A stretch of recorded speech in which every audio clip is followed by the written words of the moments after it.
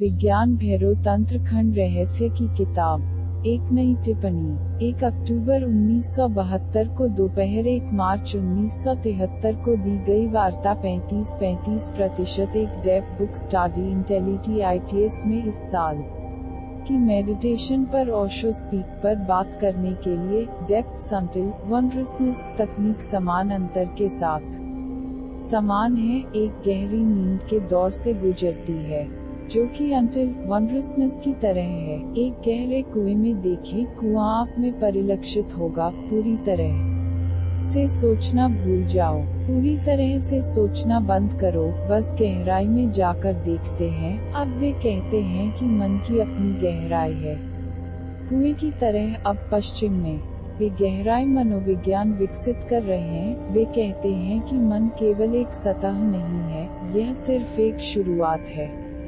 गहराइयाँ हैं, कई गहराइयाँ, छिपी हुई गहराइयाँ। बिना सोचे समझे किसी कुएं में उतर जाएं, गहराई आप में परिलक्षित होगी।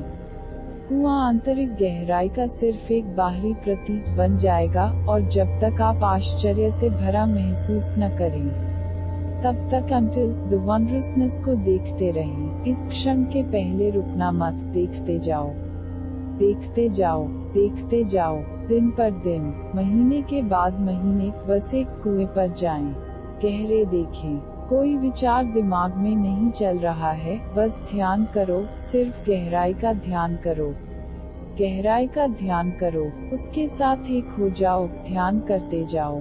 एक दिन तुम्हारे विचार नहीं होंगे, किसी भी क्षण ऐसा हो सकता है, अचानक तुम महसूस करोगे कि तुम्हारे भीतर वही कुआं है, वही गहराई है, और तब एक अजीब, बहुत अजीब एहसास आपके पास आएगा।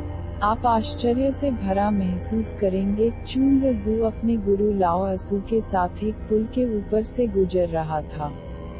लाओ असू ने चुंग जू के हवाले से कहा है, यहाँ रहो, इस पुल से नदी की ओर नीचे देखने तक चले जाओ जब तक नदी रुक नहीं जाती और पुल बहना शुरू हो जाता है। फिर मेरे पास आओ, नदी बह रही है, पुल कभी नहीं बहता है। लेकिन चुंग जू को यह ध्यान दिया गया था, इस पुल पर प्रतीक्षा करने के लिए। ऐसा कहा जाता है कि उन्होंने पुल पर एक झोपड़ी बनाई और वहीं रहे। महीनों बीत गए, वह बस पुल पर बैठ गया, उस पल की तलाश कर रहा था जब नदी रुक जाएगी और पुल बह जाएगा। फिर वह गुरु के पास जाता। एक दिन ऐसा हुआ, नदी रुक गई और पुल बहने लगा। यह कैसे हो सकता है?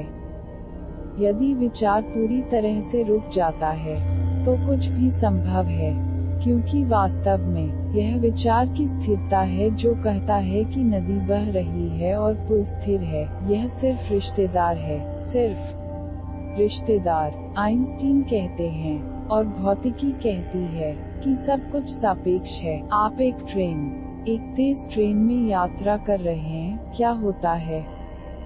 जिस पेड़ से वे बहते हैं उसी से चलते हैं, और अगर ट्रेन वास्तव में चिकनी है और आपको नहीं लगता कि ट्रेन चल रही है, तो आप बस खिड़कियों से देख रहे हैं, पेड़ आगे बढ़ रहे हैं, ट्रेन नहीं। आइंस्टीन ने कहा है कि अगर अंतरिक्ष में 2 ट्रेनें चल रही हैं या 2 स्पेसशिप एक ही गति से चल रहे हैं, तो आप महसूस नहीं कर पाएंगे कि वे आगे बढ़ रहे हैं। आप एक चलती ट्रेन महसूस कर सकते हैं क्योंकि आप पक्ष द्वारा स्थिर चीजों को देखते हैं। यदि कुछ नहीं है, उदाहरण के लिए, यदि पेड़ भी उसी गति से एक ही दिशा में आगे बढ़ रहे हैं, तो आप स्थिर महसूस करेंगे। या जब कोई ट्रेन विपरीत दिशा में गुजरती है, तो आपकी गति दोगुनी हो जाती है। आपको लगता है कि आपकी ट्रेन तेज हो गई है, यह तेज नहीं हुआ है, यह समान गति वाली एक ही ट्रेन है, लेकिन विपरीत दिशा में जाने वाली ट्रेन आपको दोहरी गति का एहसास कराती है। यदि गति सापेक्ष है, तो यह सोचने के लिए मन की एक निश्चितता है कि नदी बह रही है और पुल स्थिर है। लगातार ध्यान, चिंतन, मनन करने से चुंग जू को एहसास हुआ कि सब कुछ सापेक्ष है। नदी बह रही है क्योंकि आप पुल को स्थिर मानते हैं, पुल भी गहरा बह रहा है। इस दुनिया में कुछ भी स्थिर नहीं है। परमाणु गतिमान है, इलेक्ट्रॉन गतिमान है, पुल एक निरंतर गति है। सब कुछ बह रहा है, पुल भी बह रहा है। चुंगजू में पुल की परमाणु संरचना की झलक रही होगी। अब वे कहते हैं कि यह दीवार जो स्थिर दिखती है वह स्थिर नहीं है, आंदोलन है। हर इलेक्ट्रॉन चल रहा है, लेकिन आंदोलन इतना तेज है कि आप इसे देख नहीं सकते। यही कारण है कि आप इसे स्थिर मानते हैं। यदि यह पंखा तेज और तेज गति के साथ आगे बढ़ता है, तो आप इसके पंख, उनके बीच के रिक्त स्थान को नहीं देख पाएंगे। आप यह नहीं देख पाएंगे। और अगर यह प्रकाश की गति के साथ चलता है, तो आप बस एक गोलाकार डिस्क देखेंगे जो स्थिर है। इसमें कुछ भी गतिमान नहीं होगा, क्योंकि आंखें उस तेज गति को नहीं पकड़ सकती हैं। इसलिए चुंगजू को पुल की परमाणु संरचना की झलक मिल गई होगी। उसने इंतजार किया और इंतजार किया, और निश्चित मन भंग हो गया। तब उसने देखा कि पुल बह रहा था, और आंदोलन इतना तेज था कि नदी उसके मुकाबले स्थिर थी। वह लाओ असू के पास दौड़ता हुआ आया, और लाओ असू ने कहा, ठीक है, अब मुझसे मत पूछो, बात तुम्हारी हो गई है। क्या हुआ था? नो माइंड हो गया था। इस तकनीक में एक गहरी नींद की कमी से पीड़ित व्यक्ति की उम्र में होने वाली परेशानियों को दूर करने का तरीका है।